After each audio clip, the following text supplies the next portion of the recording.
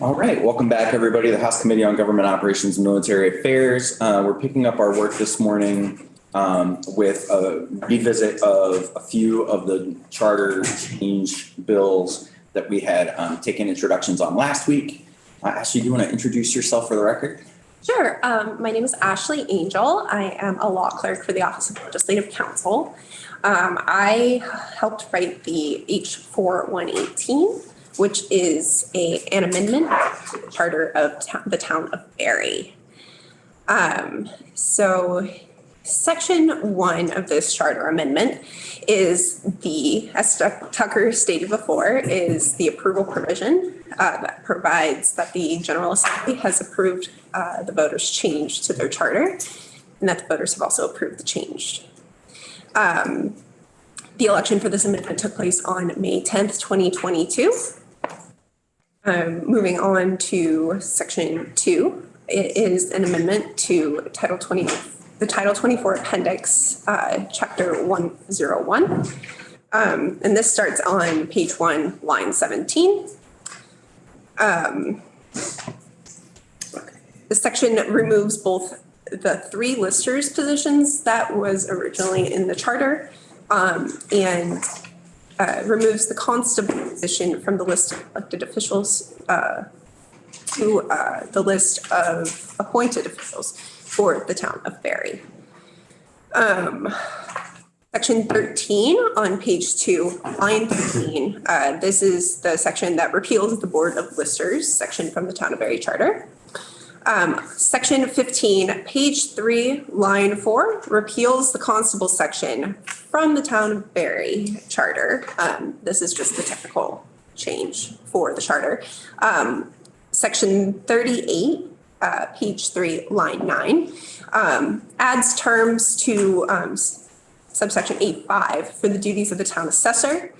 And then section 38, page 3, line 18, adds the constable to the list of the appointed officers in the town of Barre and also discusses their duties and the parameters of the position.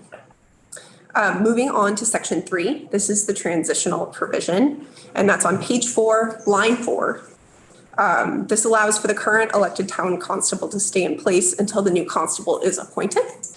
And then also it eliminates the town board of listers.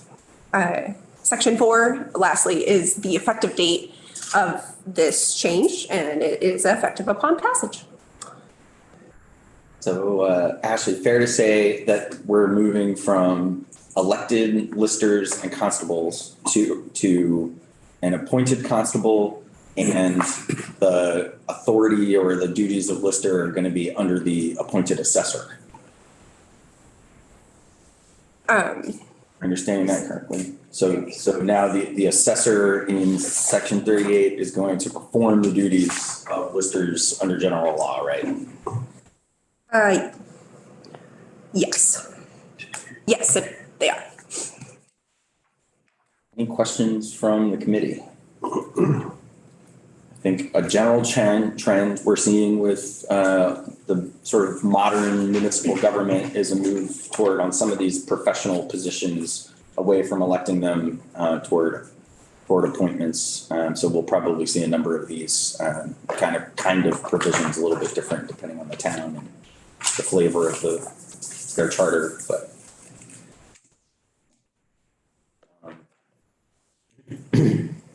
I would entertain a motion to find H.418 as introduced to be favorable. So moved. Okay, I will take Representative Cooper of Randolph with that motion. Thank you very much. Is there any further discussion around the Barre charter bill? Madam Clerk, are you ready to call the roll? Yeah. Go ahead. Representative Byram? Yes. Representative Boyer? Yes. Representative Hango? Yes. Representative Morgan? Yes. Representative Cooper of Burlington? Yes. Representative Berkey? Yes. Representative Chase? Yes. Representative Waters Evans? Yes. Representative Cooper of Randolph? Yes. Representative Nugent? Representative Higley? Yes. Representative McCarthy? Yes. 11-0-1. All All right, one down. Thank you very much, Ashley. Are you going to do H-146 or is that Tucker? That will be Tucker. Have you guys switch spots and we'll pick up the Northeast Kingdom Waste Management District. Before I forgot. Who's gonna So Representative Murwicki was giving Representative Fawn a little bit of a hard time. I thought maybe you would like to do the Barry charter change. Sure. Okay.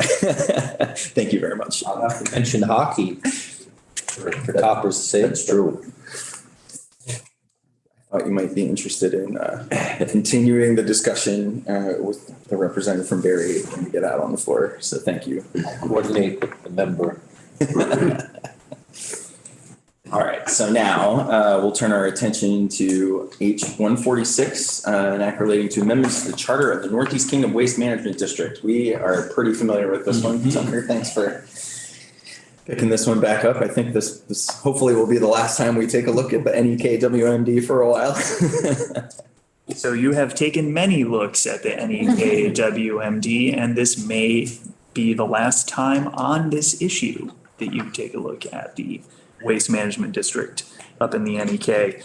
Section 1, this is the approval section. We've covered it. One thing that I'll note here, the voters of this Waste Management District actually don't approve charter proposals.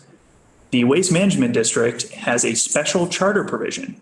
And the way that charter proposals are advanced is that the Board of Supervisors first votes on it, and if it's approved, it goes into place after a 30-day delay. And in that 30 days, any of the individual member municipalities can petition for a vote. And if that happens, then it goes to the voters of the district. In this case, none of the member municipalities petitioned, so the Board of Supervisors proposal has landed on your table. Section 2 contains the amendment to the NEK WMD charter.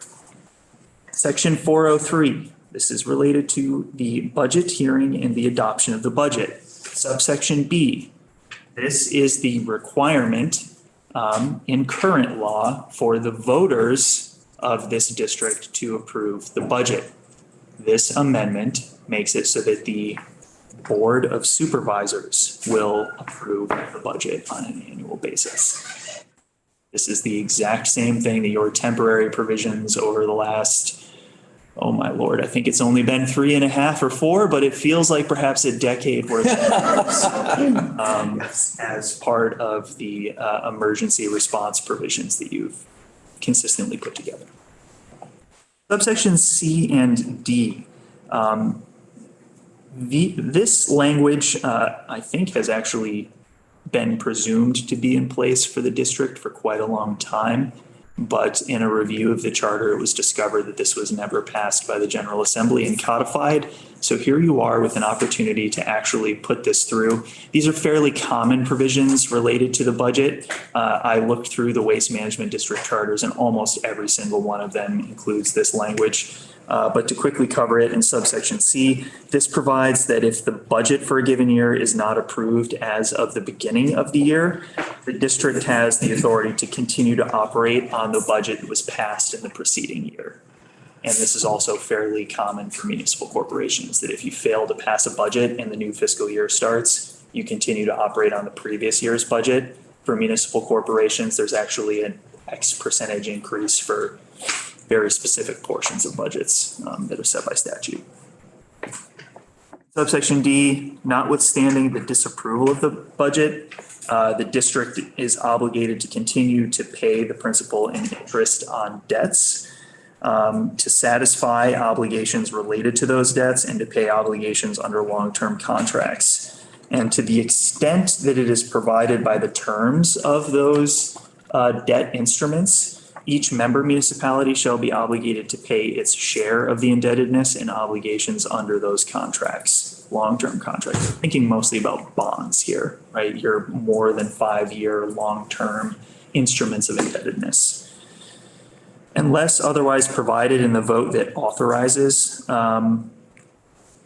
legalese here, the same, and the same is referring to those bond instruments. A municipality's share of indebtedness shall be determined by the board and shall be in an amount proportionate to the actual or estimated tonnage or volume of solid waste generated by that municipality, as determined by the Board of Supervisors under their existing authority.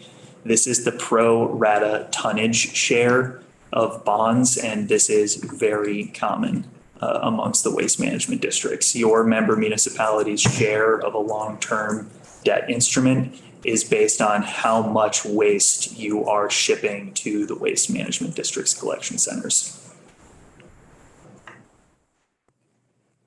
Section 501, some cleanup within the annual meeting provision to make sure that it conforms with the new authority for the Board of Supervisors to adopt the budget at those meetings. And in section 3, this act shall take effect on passage. Fair to say we are extending permanently the authority to have the Board of Supervisors adopt the budget and making explicit that if a budget fails, that the previous year's budget is in effect until some budget is approved.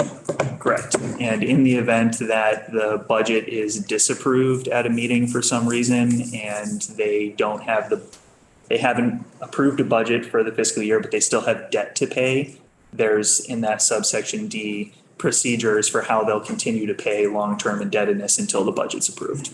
That's what that long-winded explanation I gave about the instruments of indebtedness is saying. Questions? Before we get to it, Representative Higley, since this is up your way, would you like to be the reporter of this one? Certainly. I would entertain a motion to find H146 as introduced favorable. Move that. So Representative Higley's moved H146. Any further discussion? The clerk shall commence the call roll. Representative Byram, Yes. Representative Boyden, yes. Representative Hango, Yes. Representative Morgan, Yes. Representative Cooper Burlington. Yes.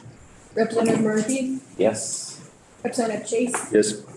Representative Waters Evans, Yes. Representative Cooper Randolph, Yes. Representative Nugent, Yes.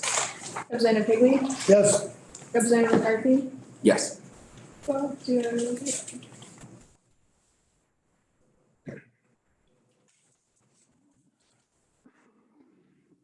Cruising.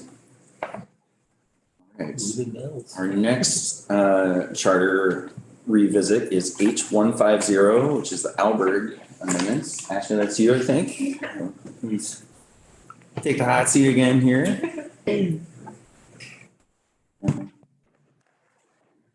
Please give us the rundown on each 150. Of course. Hello again, Ashley Angel, law clerk for the record. This is H150, which is an amendment to the Charter of Alberg. This bill proposes to approve an amendment to the charter to allow the village to appoint both a village clerk and a village treasurer rather than elect them. This amendment was approved by the voters last September, excuse me. Once again, section 1 is the charter amendment approval. That begins on page 1, line 13. And this, as I stated before, provides that the General Assembly has also approved the voters' change to their charter and that the voters have approved the change to their charter as well. Section 2 is just the changes to Title 24 Appendix, Chapter 203, which is the charter. This starts on page 1, line 17. Section 301A adds an elected officers section, and this is on page 2, line 3. It also removes the village clerk and the village treasurer from the listed elected officers. The next section is section 301B. This includes a term section name, and that's page 2, line 8. And then section 301C adds an appointed officer section to the Village of Alberg Charter. That's on page 2, line 13. The new appointed officers are the clerk and the treasurer. Both are appointed by the village board of trustees. This provision allows for both of the appointees to also live outside the village. So the next section is the transitional provision, section 3, and this is on page 2, line 1. Beginning on May 1st, 2023, the village board of trustees is to appoint a new clerk and treasurer. The current elected clerk and treasurer terms are to expire on May 1st, 2023, or on the date when the trustees appoint a successor. Last week, you asked what happens if the bill remains on the governor's desk past this date. So this bill is effective on passage, as we'll note in the next section. So the authority to appoint these new officials won't happen until after the governor signs the bill. And as I stated before, section 4 is the effective date, which is, it'll make the bill effective on passage. So I guess my further question on top of my question from last week is just to make sure that even though it has the May 1st date in here, if the bill is signed by the governor on May 15th, that just means that that is the point at which really the authority begins. And it's not that there's a conflict. Right, right. Just want to make sure we're not doing anything with the dates that's going to cause anyone any heartburn. Representative Morgan. Yes, just in that vein, I believe under transitional provision, that last sentence, the term of office of any elected clerk or treasurer shall expire May 1 or on the date that the trustees appoint. They wouldn't be allowed to appoint until that passage, correct? Correct. So that would cover us. Okay, great, good. Just doubling down on it, make sure. When I'm going to be presented, I just want to make sure I got it too. Always going to be careful with dates. Yeah. Fully support that. Any other questions, Representative Higley? Just on that section 3 again, when it says annually, beginning on May 1st, the village trustee shall appoint, what's the term of the clerk and treasurer? Isn't it a 3-year term? I can get back to you on that. I'll look it up for you. I'm just wondering why Why annual, yeah. annually would be in there. That's a good question. Yes. I'm only speculating, but if they're appointing it, Because it's gonna be a 1-year. it's an annual. That's exactly what I was. Okay. It is, Because it's- that's the plain and simple, it is just one. It's a 1-year term. Okay. Their amendment to the charter didn't alter that. Existing. Right. So. Thank you. They currently have a 1-year term with the elected. Very short life in that world, potentially. Your contracts.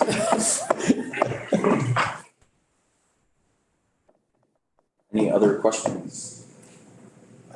No, just a comment. I can check in with them and just to double make sure that that's really their intent. Do you want to wait on this one just in case? I think I should ask. Okay.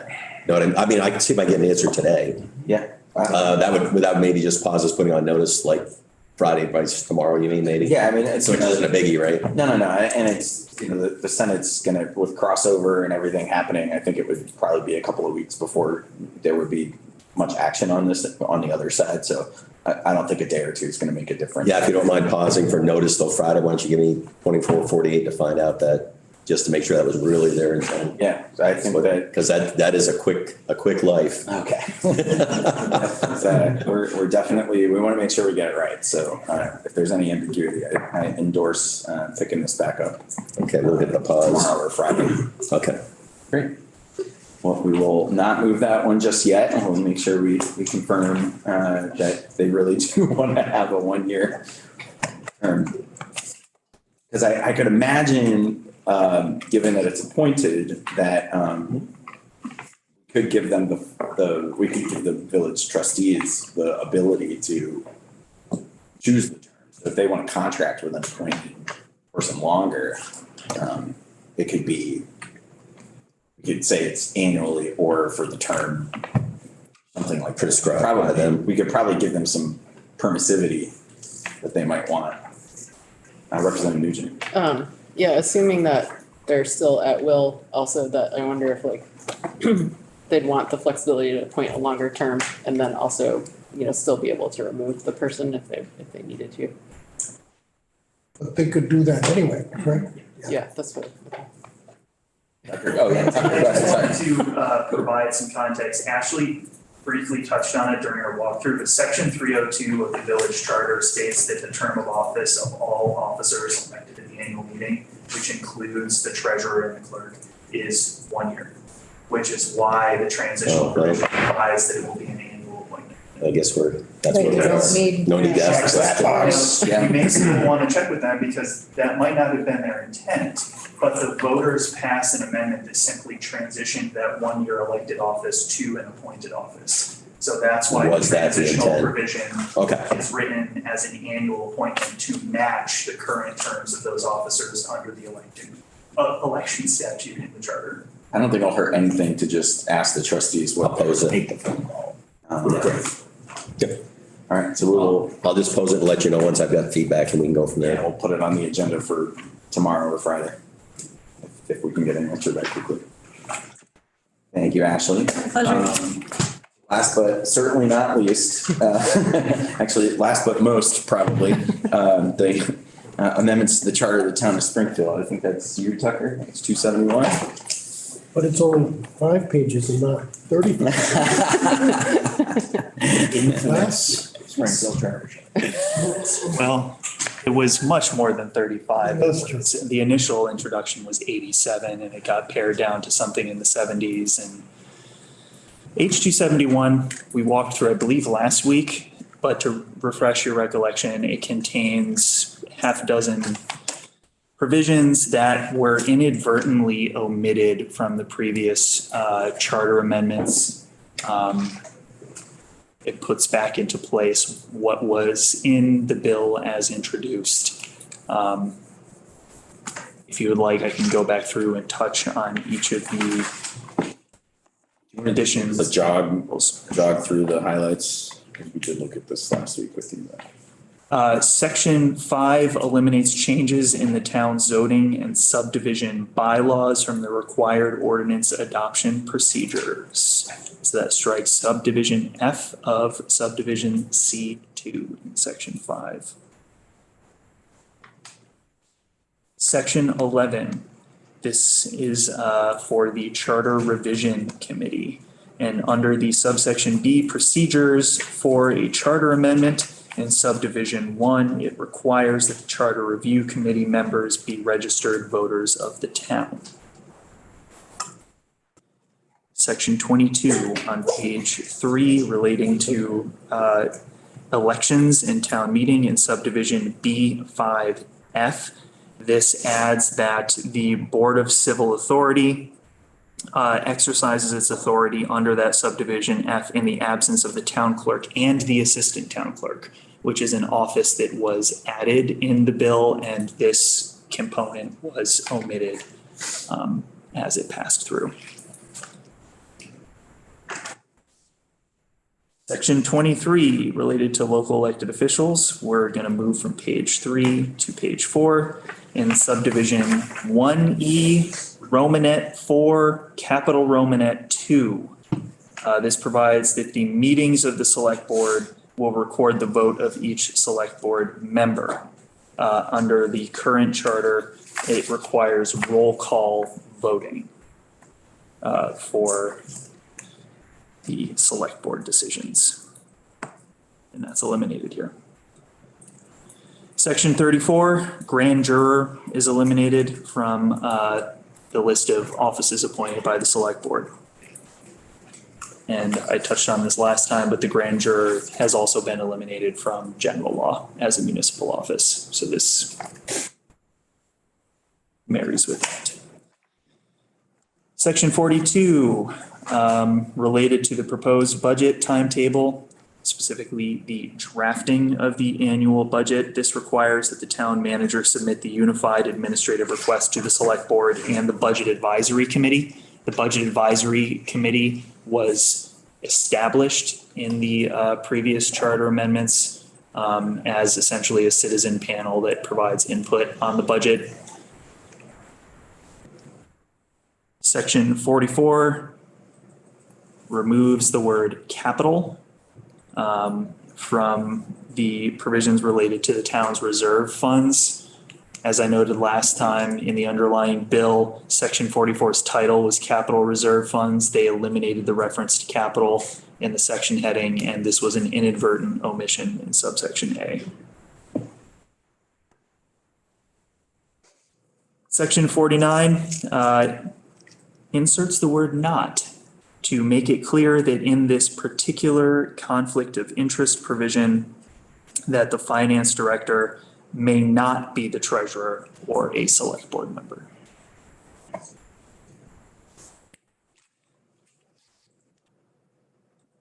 In the following subsection C, subdivision 1, this inserts the word "annual" to make it clear that the select board provides for an annual independent audit of all town accounts. Another inadvertent omission, and this act shall take effect on passage. I also noted that this was, H271 is paired with a series of technical corrections that were in the technical corrections bill that you all passed last week, the week before. It's all a blur. But there were 3 or 4 provisions in there as well that were purely technical errors from last year's bill.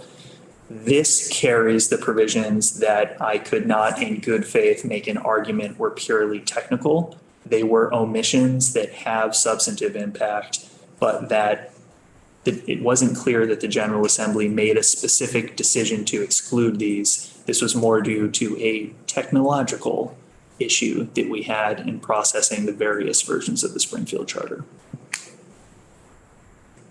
Representative Cooper. So the transition from roll call vote to recording the vote of each member is simply the way the vote is taken and recorded, no other. Right. Now, the outcome is likely going to be the same, because during the roll call vote, you record the vote of each individual member under the roll call. But now it's grouped.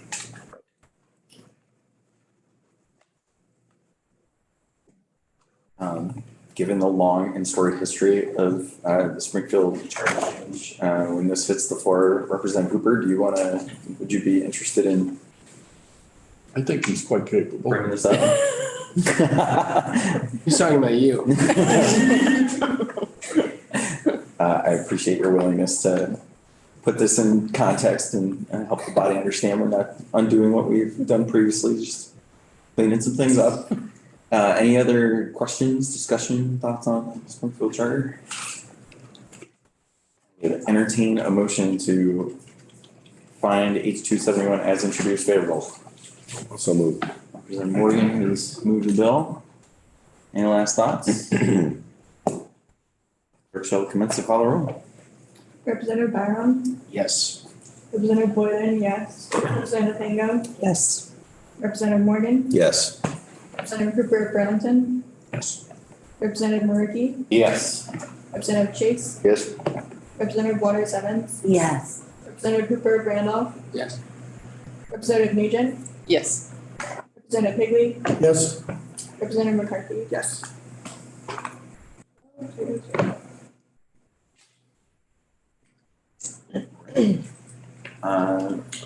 Well, committee, that completes our advertised agenda for this morning. Tomorrow at 9, we'll be taking up just a presentation of the regional dispatch report. I believe we're gonna have the report itself posted on our committee page. It is.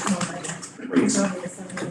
Yeah, if you would forward that to everybody. I think, so my intention here is that regardless of whether the bill gets over here, this is going to be an issue for our committee to be working on this biennium. I think it's important for us to familiarize ourselves with the issue, the report itself, and kind of understand the interplay between our towns, our public safety agencies, the administration, E911, and the technology and the various layers of the onion of how we do emergency calls and the dispatch of emergency services and some of the challenges in funding and maintaining all of the infrastructure for that. So it is quite a web, and we will dive into there trying to get a general understanding of it with that report tomorrow. And then we have a number of charters and other bills that I think are things that will be getting on the agenda. And I can see that the Senate is making work of some of the GovOps related bills that they had. So we'll be looking to do introductions on those kinds of bills next week. Some of the next round of charters, I think we'll just kind of weave like we did this week in introductions of charter changes and kind of keep them moving along. But if there are specific things that you want to flag for to try to get on the committee agenda, we can talk about those online or offline. But we're kind of hitting the reset post crossover now and picking up new stuff. So Representative Hooper and then Representative Roy. An off the wall question. So many of the things that we talk about, 9/1 corrections, just about every facility in state government, personnel recruitment is a primary issue for the stress. It'd be appropriate to discuss at some point a compensation study. Find out how far in the hole Vermont actually is in terms of basically attracting people to work here. Compensation specifically for public safety professionals or just Workforces, state government. I think given some of the staffing considerations we've had around DOC over the years and that kind of thing, I think that's worth maybe having a discussion about. I wonder how we would sort of weave that into our work in terms of, whether that would be kind of a, yeah, but just in terms of how we would make that, is there a bill that it would be appropriate to kind of add that to, because Well, or just a committee bill.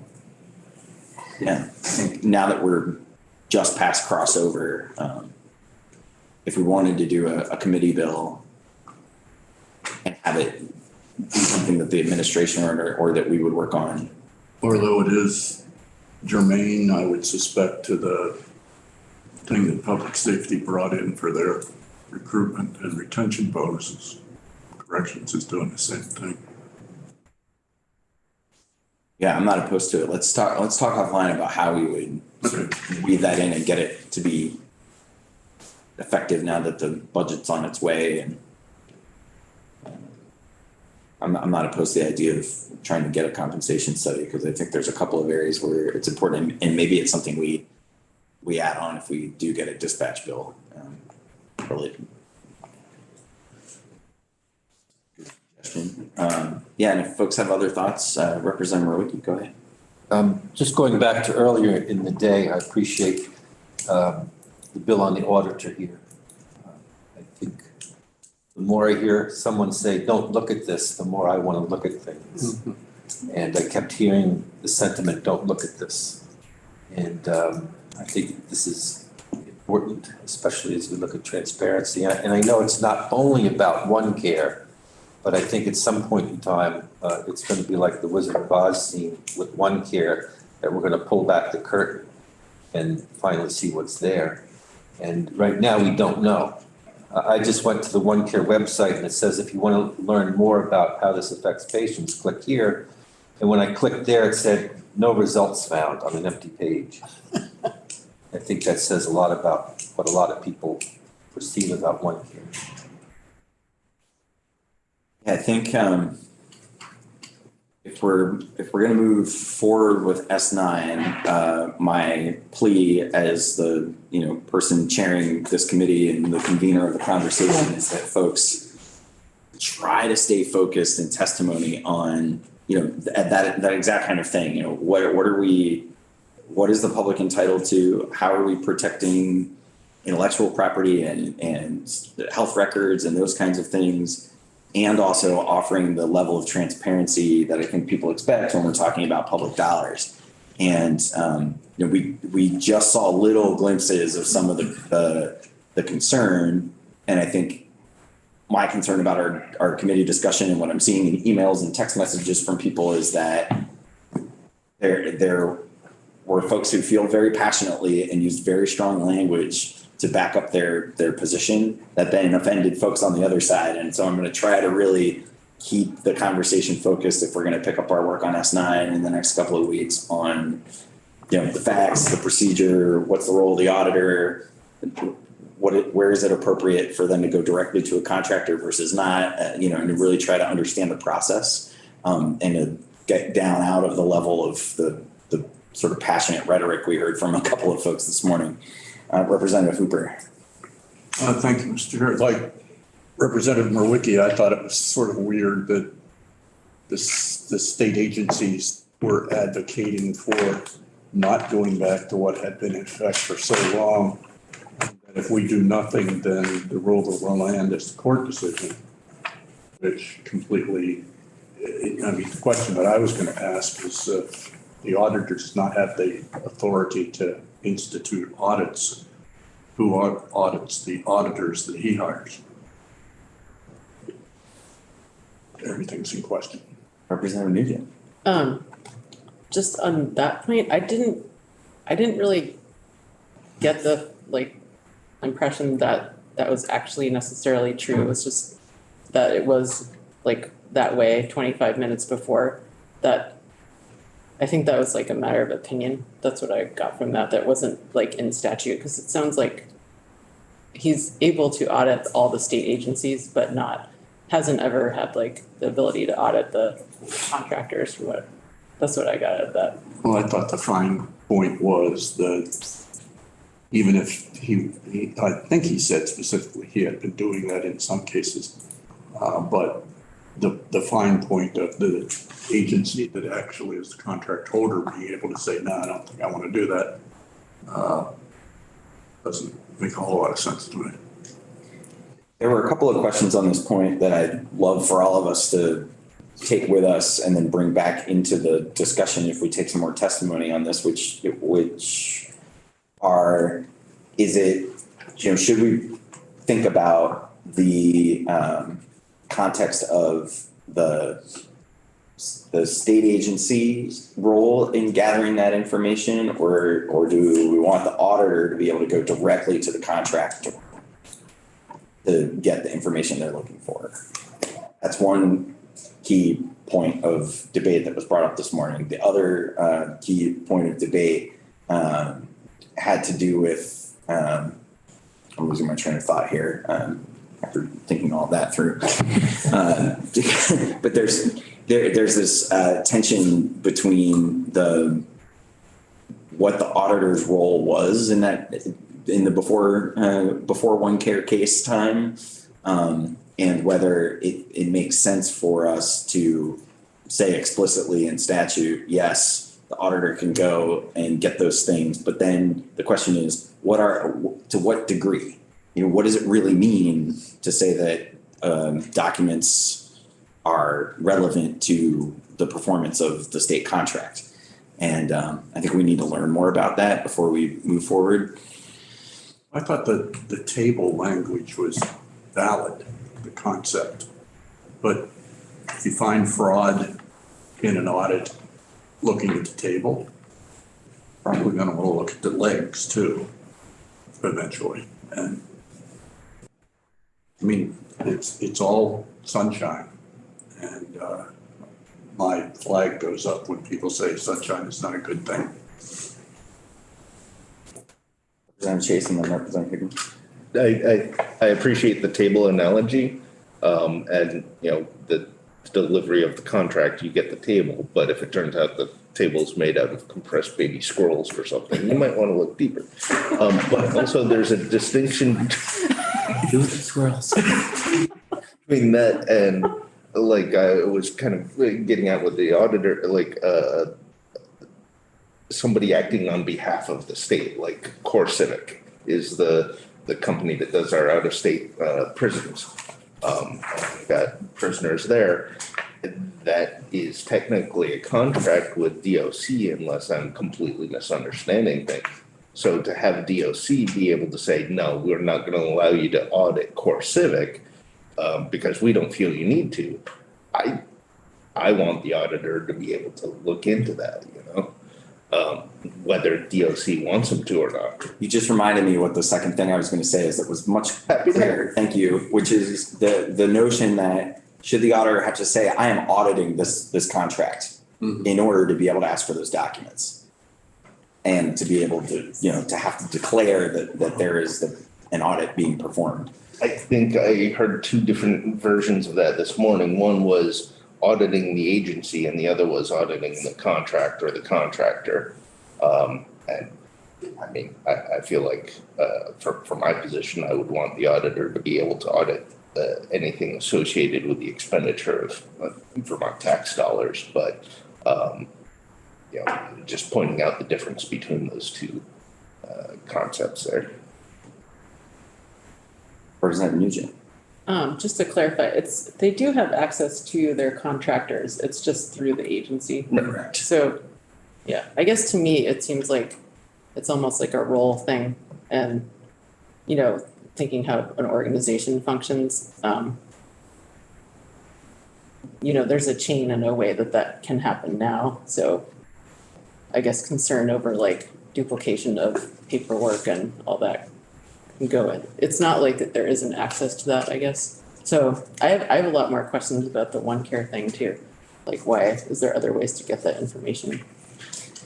It sounds like we need to hear from some more voices to get these questions answered. Representative. Yeah, no, and I'd like to maybe see if we can't get a company or whoever, I mean, it was mentioned a couple of times in regards to lacking the number of competitive bids because some folks feel that the process here in Vermont is intrusive or whatever. So I think we may have, maybe from the Director of Digital Services, an opportunity to find out what one of those companies might be. And if we could ask them what their perception is as to why they aren't competing with contracts in Vermont. I mean, I think it's been mentioned a number of times, so what is it? What is it that we're doing different or could be doing different than other states that we're not getting that competitive bidding?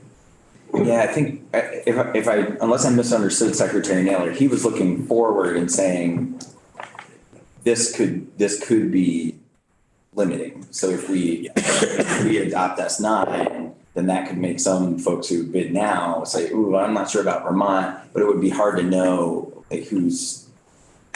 I thought his testimony was somewhat forward looking, but maybe I'm misunderstanding it. Representative. Well, to that point, it would probably behoove us to find out how many states have their auditor do what we're proposing.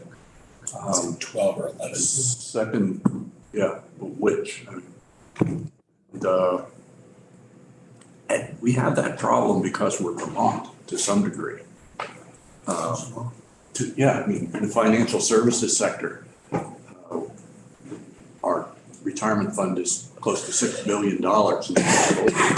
But it's not a lot of money when it comes to California or a lot of other states. So our size somewhat limits whether people want to put the work into actually doing the job for us. Well, please let me know if there are specific folks you want to hear from. We will, in the next couple of weeks at some point, pick up this discussion and take up some more testimony on S9. So yeah, do let me know and we'll try and hear from folks who can help us answer our questions. Anything else before we break? Well, have a nice lunch, everybody. We'll